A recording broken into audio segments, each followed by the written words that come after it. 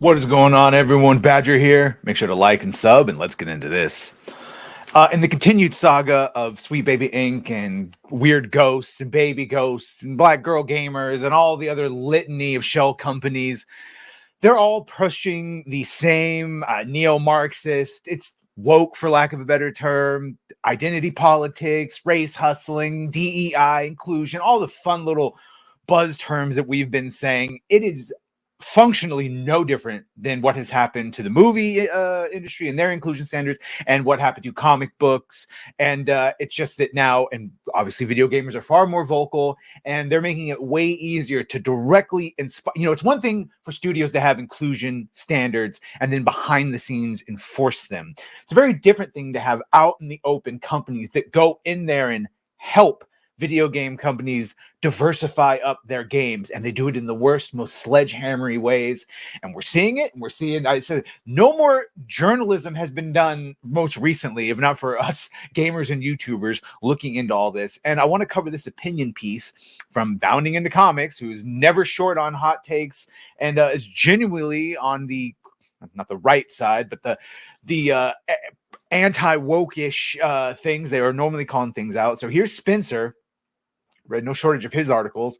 An opinion: Sweet Baby Inc. is not an all-powerful DEI supervillain. They're a symptom of a larger problem. Now, before I actually get into the article, that title is correct. The larger problem that, if you're at least on this channel, you've heard to say, is the source of all of these DEI inclusions, and that goes right up to the World Economic Forum. They want to create a new caste system with most of us at the bottom in our not eating particularly well, on our bugs, and in 15-minute cities, social credit scores. You know what it is. I'd say it sounds conspiratorial, but they outright tell you it in their books and their literature. So all of that has come. That is what these woke investment firms prey on. Oh, did you want money from us? BlackRock, State Street, Vanguard, Weird Ghosts. Now one of them too. Oh, well, you have to comply to your ESG, economic social governance scores. You got to get those up, because if they're too low, we can't do anything. Oh, you want to get them up? Oh, we'll hire Sweet Baby Inc. Consulting or Baby Ghost Consulting. And they'll come in and tell all of the scared white people how to write for anyone with more melanin or a different sexuality to them. And that's the name. That's the thing. And it's happened in the movies, and now it's happening in games. And so let's see what Spencer has to say is the larger symptom, the symptom of a larger problem, rather. If you're a fan of video games and you've logged onto the internet at any point in the last months, you've no doubt heard of the inclusion-focused narrative consultant, Jesus Christ, the inclusion-forced narrative consultation company Sweet Baby Inc. We have.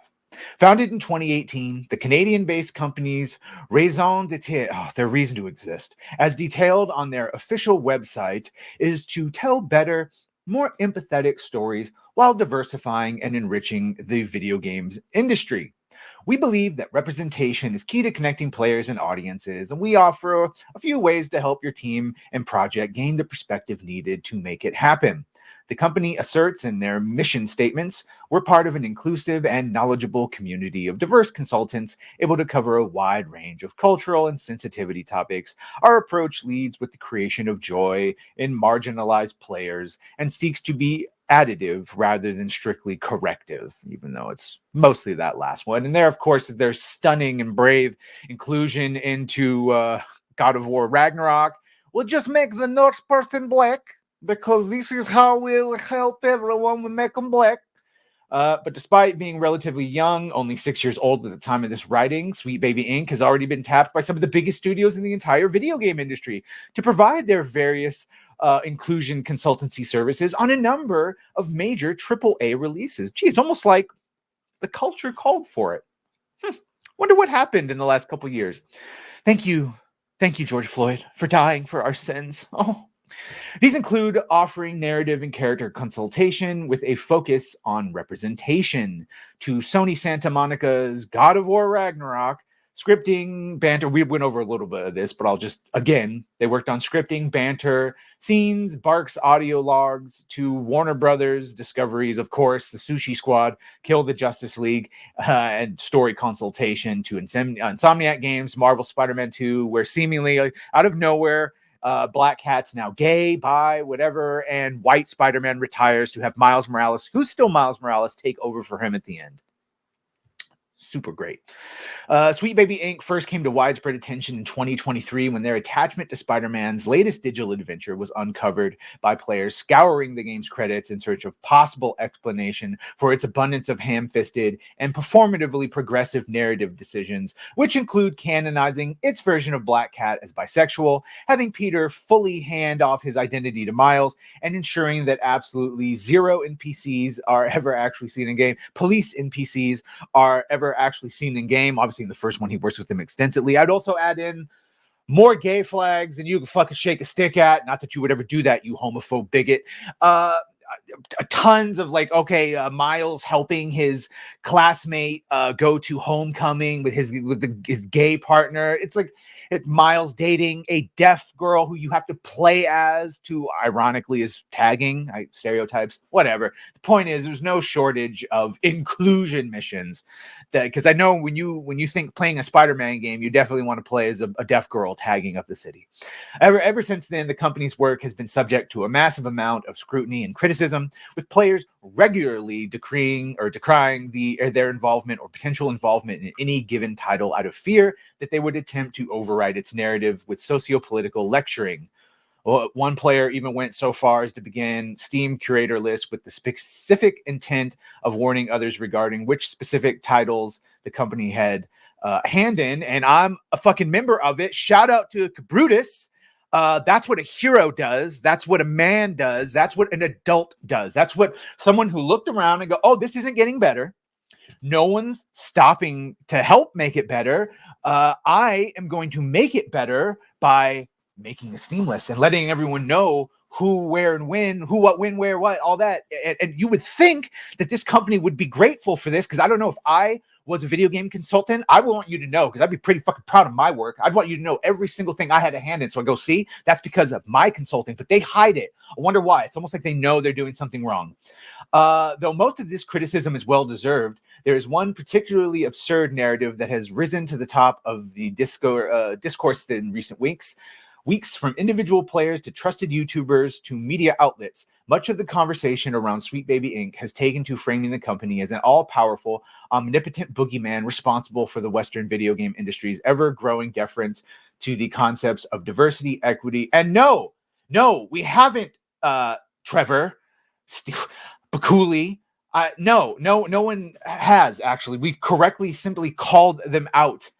Simply called them out for exactly what they've done. And Kim Belair's leaked, not even leaked, it's footage of her giving lectures to game developers, talking about how, trust me, she doesn't think you can be racist to white people. She's not a fan of white men or men in general, talking about how you need to take out your marketing team for coffee to terrify your higher ups if they don't give you what you want. And of course, she thinks the core demographics of video gamers are babies, or little babies that need to be coddled to, and that if we need to be forced to change, all to explain why we don't want their shitty ideology, and that the things that they make don't make money. They don't make money. Here's the unfortunate truth in Bakuli's eyes. Here's the unfortunate truth. Sweet Baby Inc. is not responsible for the ideological turn the Western video game industry has made in recent decades. By the way, nor did I think anyone was saying that the ideological and the taking over of Western games was because of Sweet Baby Inc., but Sweet Baby Inc. helped facilitate it. They're one of the main bad actors in it. And again, like I said, the turn and the ideological turn is from this fucking same place it came for in our movies, and I told you where at the beginning of the video, and from who and why. Rather, they are a symptom of a much larger problem. Let's see if he names names. Let's see if he names the World Economic Forum. From movies to comic books to, of course, video games, recent years have seen the concept of DEI take root in a vast majority of mainstream entertainment industries. To this end, a number of studios and companies will regularly subject their projects to sensitivity readings to ensure that no part of it, whether that may be a piece of dialogue. My boy Spencer, because they called him Trevor. Sorry, Spencer, you need to read and watch more of us, because we've said this. We've said that the whole reason people even hired Sweet Baby Inc. is because they're trying to hit ESG scores, and that's what consultant companies like Sweet Baby Inc. do. So I think you're the one conflating it, my man. We are simply telling the public of this greater evil, and we've been telling why this has happened. This is the who and the what. Sweet Baby Inc., Baby Ghosts, all these other shell companies, they're the ones doing what the higher ups, and we're the ones telling you who the higher ups are and why are doing it. Let's see, again, if you will name names. Possible companies prefer to perform this process internally as to ensure a more smooth communication process between all involved teams. However, for those that lack the resource to keep them in-house, he's missing the point. And blah, blah, blah, because now there's no point to read until he's going to say it. As it's plain to see, it's not just Sweet Baby Inc., so long as the DEI racket continue. Okay, so that's it for Spencer. His whole point was he didn't really make a fucking point. But the point should have been that the reason they're doing this, the reason all of these companies are going to consultation companies like Sweet Baby Inc. is to get their ESG scores up. And the reason they want their ESG scores up is the same reason we've been telling you that the movies and everything else is to go. It's because the World Economic Forum and all those elite business people, they set these fucking standards. And if you want to know why they set these standards, I would challenge you to go back to the Occupy Wall Street movement and realize how close we got to getting them, to actually getting them. And then they went, introduce them to identity politics. And now all of a sudden there's Wells Fargo blimps with gay pride flags on, and you motherfuckers don't care about that now, do you? Now you're busy attacking us because we want normal video games and movies instead of attacking the people that are actually to blame for all of this. But I'm just a dumb YouTuber, right? So yeah, let me know what you think of this article. Do you think, I think Spencer, unfortunately, if he's going to point this out, you need to point out what the actual main supervillain is, and that's Klaus Schwab and his little group of fucking lackeys that he has, a young leaders conference that has gone and taken over a surprising amount of world leaders, and it's just all filtered right down. And a lot of this is just people afraid and going along with it. Again, you don't need a formal conspiracy when interests align. And the formal conspiracy, I guess, would be at the very top, right? The whatever you want to call them, the deep states, the World Economic Forum, the Illuminati, the rich motherfuckers that own everything. It's not surprising. I don't really care what you call them, but that's who they are and what they are. And everyone else is just as happy. All these little taken activists that are just happy that people are paying attention to them, they have no problem going along with it, even though everything they claim to hate, colonialism, capitalism, that's what the World Economic Forum really is. They're a bunch of rich white people, for the most part, that want to own everything. But hey, perfectly willing to use you all as puppets, and you're going along with it, hook, line, and sinker. So thank you, Spencer, for trying. But next time, man up and call out what the actual problem is. Don't try to obfuscate. So, because right now we can see an actual problem, and that's Sweet Baby Inc. and all of their ilk.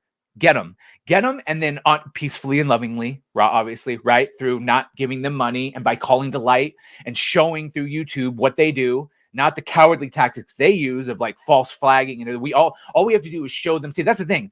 When you're ideologically possessed, you need lies. But when you have the truth on your side, then that's all we need. And the truth hurts them far more than it does us. So let me know what you think of this. Make sure to like, share, and sub. If you've done that, thank you. If you're going to do that, thank you. And well,